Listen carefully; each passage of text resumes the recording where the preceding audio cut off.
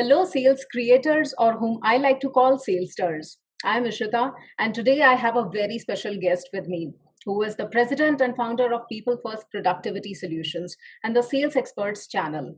She's a best selling author of the books Discover Questions That Get You Connected and Stop Selling and Start Leading. She's named amongst 65 most influential women in business in the world and top 30 sales guru of all time, an international keynote speaker, a revered sales trainer, and a mentor, Deb Calvert. Welcome to Oh, the show, Deb. That is a lot of feathers in your cap. yes. Well, thank you. It's always a long introduction that way. Ishita, it's very nice to be here with you. I'm honored to be a part of what you're doing with Salessters. I admire so much what you've already accomplished. Thank you so much. It is so good to have you here. You are truly an inspiration. Thank you. Thank you.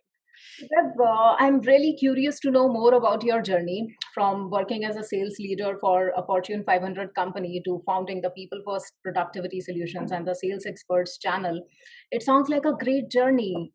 Tell us more about your growth from a sales leader in a corporate to one of the most influential women in sales in the world. Oh, well, it spans a little over 15 years. I was at that corporate role and had only been there for about 4 years when the company went up for sale. We had moved across the country of the US and gotten my son established in school, and I just wasn't really wanting to relocate again. Although I had four very good job offers, they all required uprooting and moving somewhere new. So I woke up one morning and I just had the thought in my head, what if I called those four places that have offered me a job and I asked them, would you bring me on temporarily on a consulting basis instead of hiring me to do this work? And I did. I called all four of them that day. By the end of that week, three out of the four had said yes.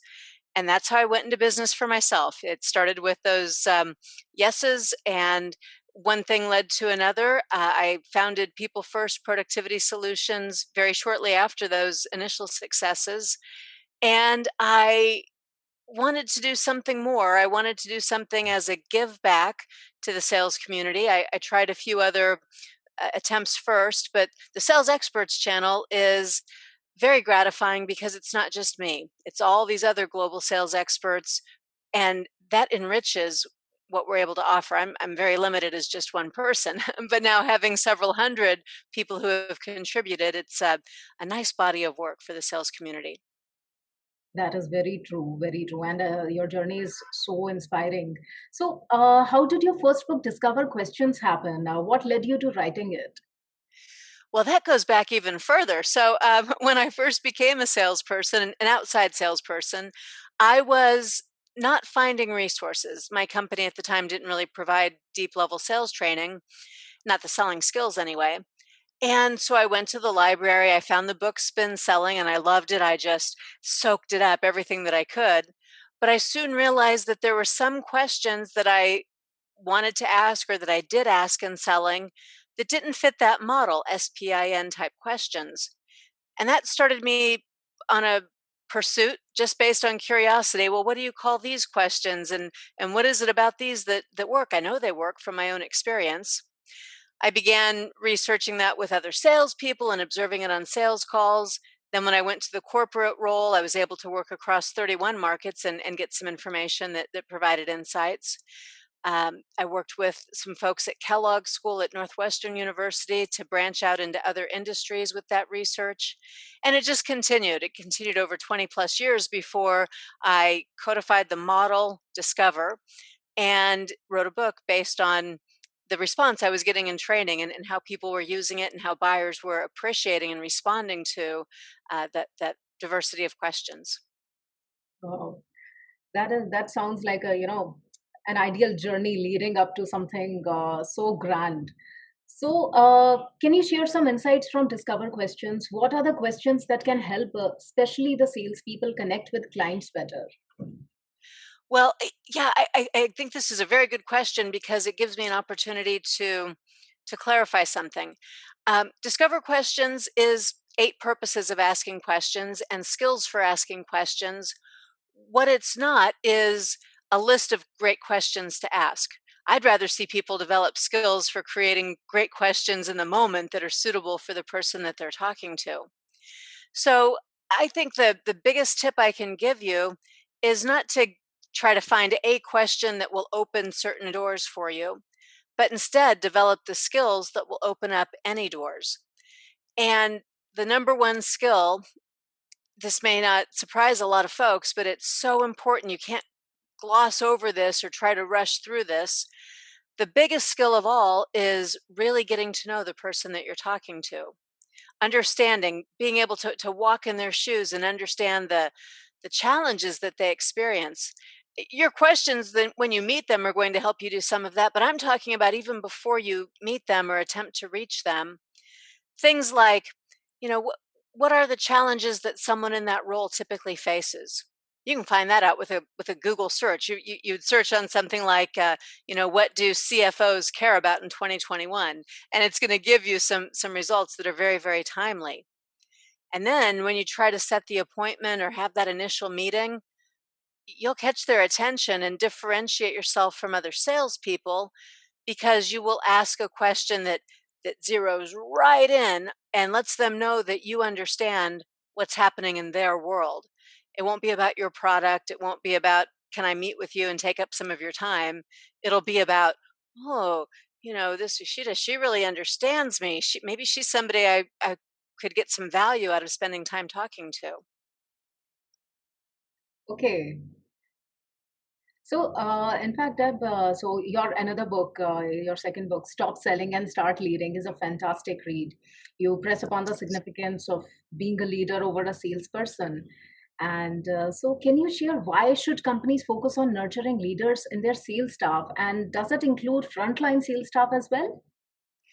Yeah.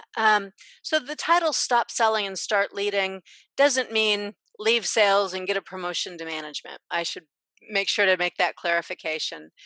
It's about at any level, including as a frontline seller, you want to develop the behaviors of a leader because that's what buyers want. So this is also buyer side research. This happened to be a panel study with 530 B2B buyers.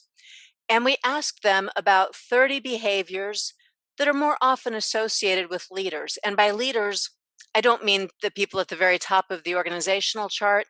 I mean the people at any level that others willingly choose to follow.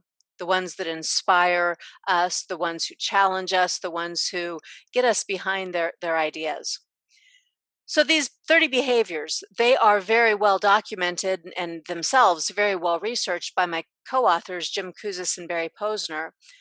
Those names are familiar to most people in leadership development because their work is so seminal. They really did identify the behaviors that make leaders effective. So that brings us back to sellers because the premise of the research was what would happen if sellers adopted the behaviors of leaders and used those behaviors to replace some of those negative stereotypical behaviors of sellers that buyers resist. Okay, so we asked buyers about in the panel about every single one of those 30 behaviors, and what we found is buyers said absolutely they would be more likely to meet with a seller who demonstrated any one of the behaviors. They liked all 30, and they'd be more likely to buy from a seller who demonstrated any one of those 30 behaviors. So for a salesperson, a frontline salesperson, all 30 is great, but if you can adopt even one, buyers will notice and it will make a positive difference with them. Your original question, why should companies focus on developing these skills? Well, that would be part one of the answer. More meetings, more closed sales. It's also better seller differentiation, which makes sellers themselves feel good about the work of selling.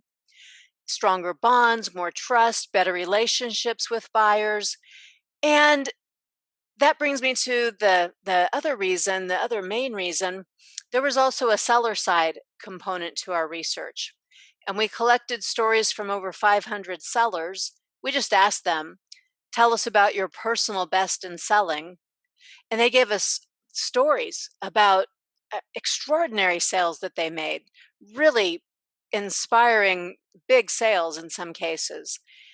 And we had not used the word leadership. We didn't tell them we were looking for certain behaviors, but we culled through those stories to look and see if leadership behaviors showed up at times when sellers felt they were at their personal best, and they did. So that was, very much affirming of what buyers were telling us that they also wanted. Okay, that that is that's a very interesting way, how things shaped up.